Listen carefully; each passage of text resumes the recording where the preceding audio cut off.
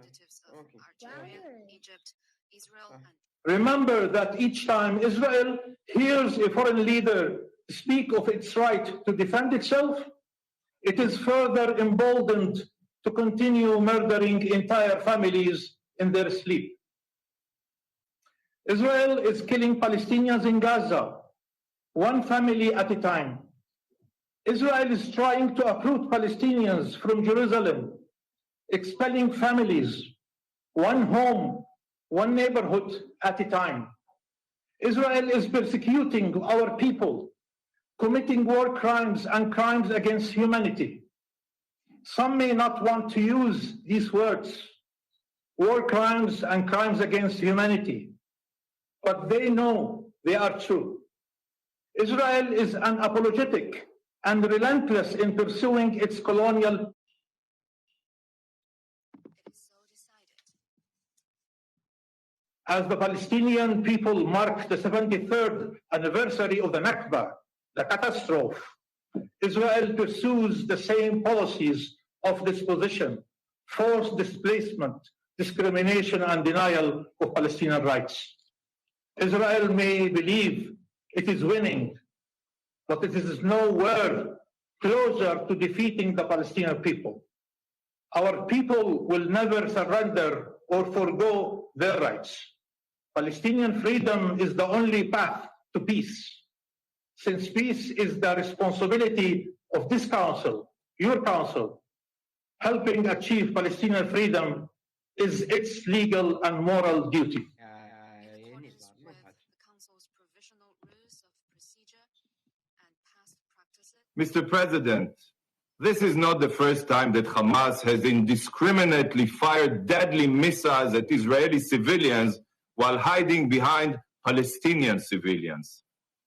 But this time, it's different. It was completely premeditated by Hamas in order to gain political power.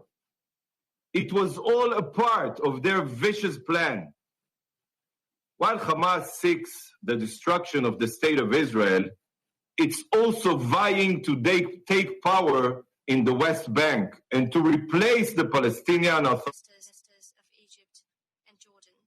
I also welcome the representatives of Algeria. You have two choices. You can create false moral equivalence, immoral equivalence between the actions of a democracy that sanctifies life and those of terrorist organization that glorifies death by calling for restraint on all sides and failing to unequivocally condemn Hamas.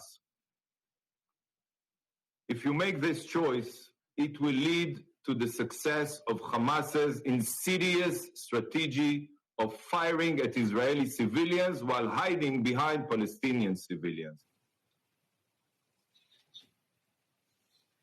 It will lead to the deaths of more innocent Israelis and Palestinians. It will lead to the strengthening of Hamas, the weakening of the Palestinian Authority, and the undermining of the chances for a dialogue. If you choose to avoid condemning Hamas, it will strengthen the radical terror group which aims to overthrow the Palestinian Authority and whose charter explicitly calls for wiping Israel off the map. It will continue the cycle of violence and undermine the chances for peace.